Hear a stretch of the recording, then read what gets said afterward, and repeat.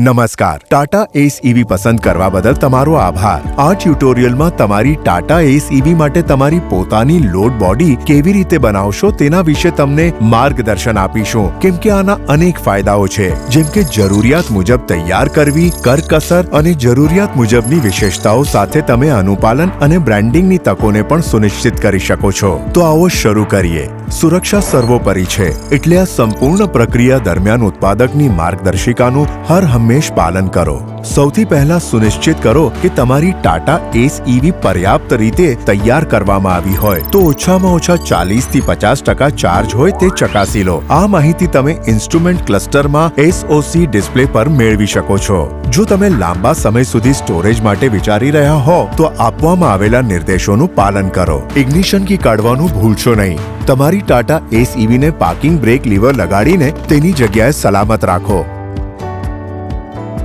આગળ જતા low voltage બેટરીને ડિસ્કનેક્ટ કરી દો. ફક્ત નેગેટિવ ટર્મિનલ જ કાઢો અને ટર્મિનલને ઇન્સ્યુલેટ કરો. બેટરી તેની અસલ જગ્યાએ જ રહેવી જોઈએ. હવે સમય છે હાઈ વોલ્ટેજ સિસ્ટમને ડિસ્કનેક્ટ કરવાનો. કેબિનમાં DNR ડાયલને નીચે સ્થિત ઇમરજન્સી સ્વિચને અંદરની તરફ દબાવીને સુવિધાભરી રીતે એક્ટિવેટ કરો. હવે લોડ બોડી ઇલેક્ટ્રિકલ કનેક્ટર્સને ડિસ્કનેક્ટ કરી દો, જેમાં ટેલ સ્કર્ટ પેનલ પર સ્થિત tail lamps, reverse lamps, registration lamps, આર પાસ અને અન્ય ઇલેક્ટ્રિકલ એગ્રીગેટ્સ સામેલ છે. આ પ્રક્રિયા દરમિયાન કોઈ હાર્નેસ ક્લિપ્સને નુકસાન ન થાય તેની વિશેષ કાળજી રાખો. ફ્લેટ બેડ લોડ બોડી પરથી tail lamps, reverse lamps, registration lamps અને આર પાસ કાઢી લો.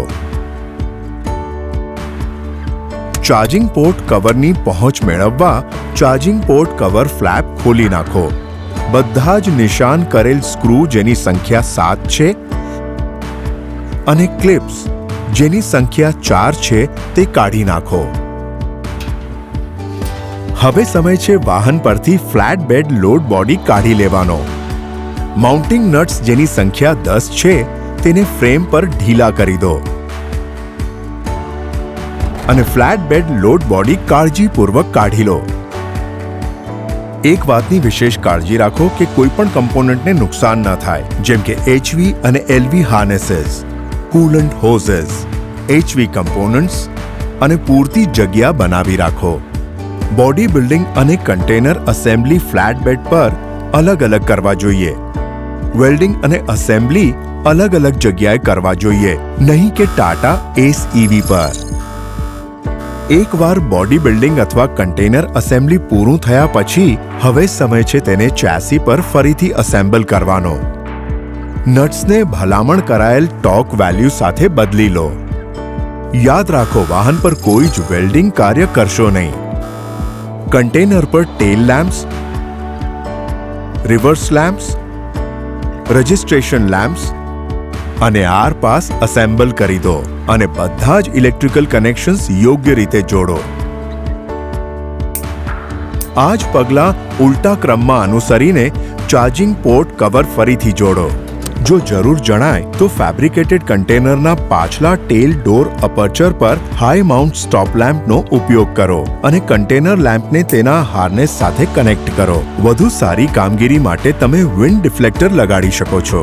હવે બેટરી પેક કનેક્ટ કરવા માટે એમરજન્સી બટન રિલીઝ કરી દો અને ઇગ્નિશનને 3 વાર ચાલુ બંધ કરો. પછી ટાટા એસ ઈવી કાર્યરત થાય તે માટે 30 સેકન્ડ રાહ જુઓ. LV બેટરીના નેગેટિવ ટર્મિનલ્સ કનેક્ટ કરો. કોઈપણ અસલ ઇક્વિપમેન્ટમાં સુધારો કરવાનું ટાળવું આવશ્યક છે, જેમ કે વાયરિંગ, ફ્યુઝ, ઇલેક્ટ્રિકલ ઉપકરણ, brake connections, brake piping, frame સુધારો જેમ કે ચેસી વિસ્તારવી અને અન્ય ચેસી ઘટકોમાં કોઈ સુધારો કરવો, જેથી સંચાલનોમાં સમુચિત અને સમસ્યા રહિત કામગીરી સુનિશ્ચિત કરી શકાય. વાયરિંગ હાર્નેસ પર કોઈ ટેપિંગ અથવા કટિંગ કાર્ય ન કરો. કોઈપણ એક્સેસરીઝ માટે માત્ર સ્ટાન્ડર્ડ ક્વોલિટીના મટીરિયલ્સનો ઉપયોગ કરો. ફ્રન્ટ ડેશબોર્ડની અંદર ફ્રન્ટ ક્રોસ મેમ્બર પર આપેલ 5 વોટ કનેક્ટરનો ઉપયોગ કરો અને ચેસી લોંગ મેમ્બર્સમાં છિદ્રો ના કરો.